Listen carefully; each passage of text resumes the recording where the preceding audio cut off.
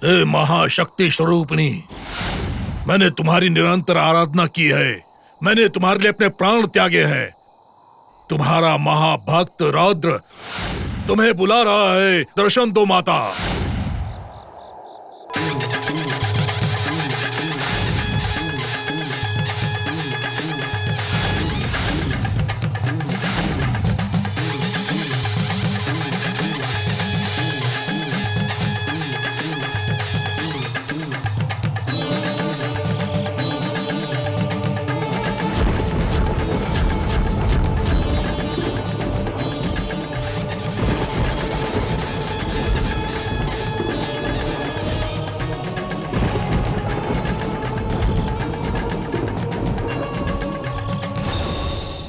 रौद्र, किस बात की चिंता है तुम्हें?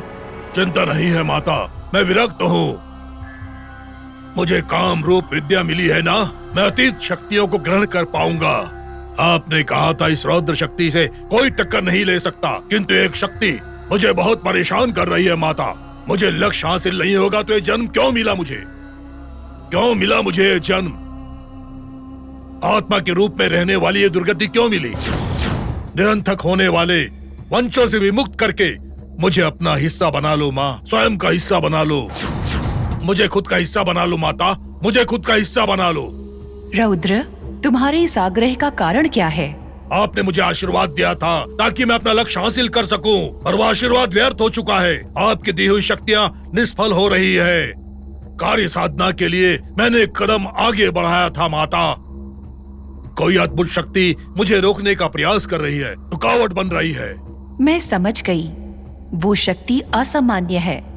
दुष्ट शक्तियों को भयभीत करने वाली कोई शक्ति उस घर में निवास करती है। उस शक्ति का सामना करके जीतना दुष्ट शक्तियों के बस की बात नहीं। तो फिर मेरे लक्ष्य को हासिल करने का कोई और उपाय नहीं है क्या माँ? दूसरा उपाय है रौद्र। तुम्हें और एक दिव्य वरदान प्रसादित करती हूँ। जब वह शक्ति उस घर में नहीं होगी, तब तुम इस वरदान के कारण उस घर की लक्ष्मण रेखा को पार करके अंदर प्रवेश कर सकते हो। अतीत की शक्तियों के संचार को ग्रहण करके तुम इस दूसरे वरदान के द्वारा अपने कार्य को पूर्ण करो। धन्योस्मि माता, धन्योस्मि।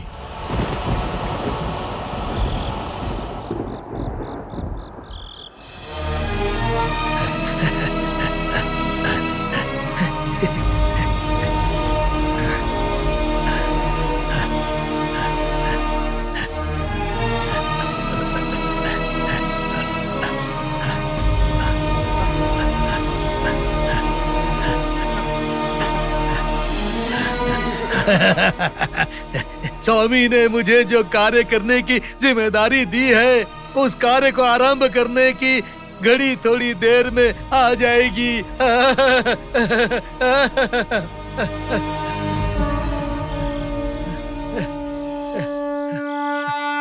श्रीरामदूत महाधीर रुद्रवीर्य समुद्भव अंजना गर्भ संभूत वायुपुत्र नमोस्तुते।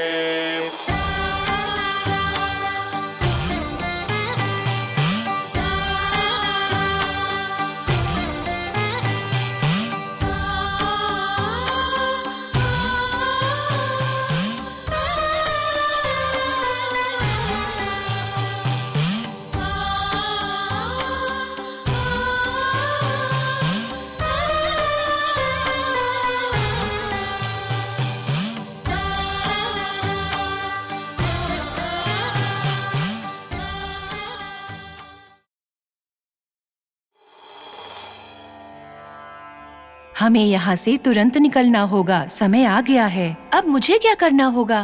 तुम्हें पहले 18 दिन शांति यज्ञ करना पड़ेगा। शांति यज्ञ? पर वो क्यों?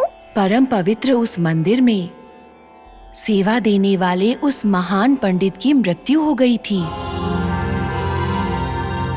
उसी पाप के कारण वो मंदिर अपवित्र बन गया। उस पाप के प्रायश्चित हेतु श्री राम को शांत करने के लिए महायज्ञ करना पड़ेगा। यदि 18 दिनों का यज्ञ बीच में रुका तो उसके रुकावट के कारण उसे फल प्राप्ति नहीं होगी। स्वामी के शांत होने के पश्चात जब वो उनका अनुग्रह देखेंगे, तभी श्री राम के पास हनुमान की मूर्ति स्थापित होगी। यदि ये पुण्य कार्य सफल हो जाएगा तो उस परिवार को उनके श्राप से मुक्ति मिल जाएगी। यज्ञ का आरंभ करने के लिए आज का दिन ही शुभ है। चलो वंजना।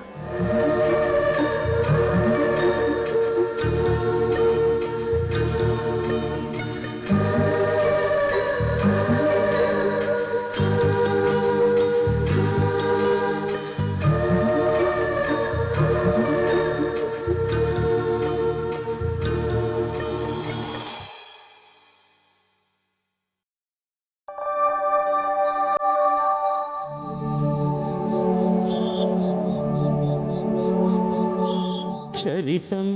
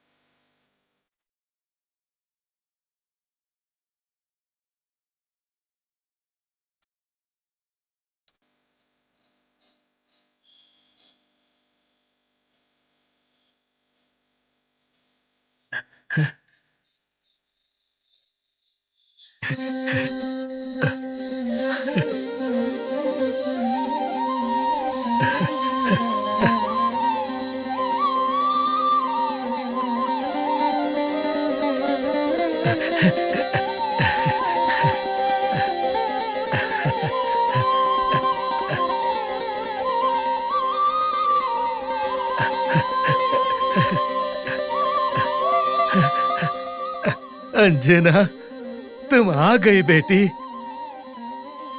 तुम एक कारण जन्मी हो। महाशक्ति स्वरूपा की दर्शन भाग्य पाना जिंदगी भर के लिए तपस्या के बाद भी असाध्य ही है। ऐसे में तुम्हें वो भाग्य मिला है। तुम्हें मिलना मेरे लिए बहुत खुशी की बात है बेटी। बेटी, तुम्हें जो दैव कार्य करने की जिम्मेदारी मिली है उसके लिए मैंने सारी तैयारियां कर ली है बेटी। चलो बेटी, चलो चलो, आओ आओ।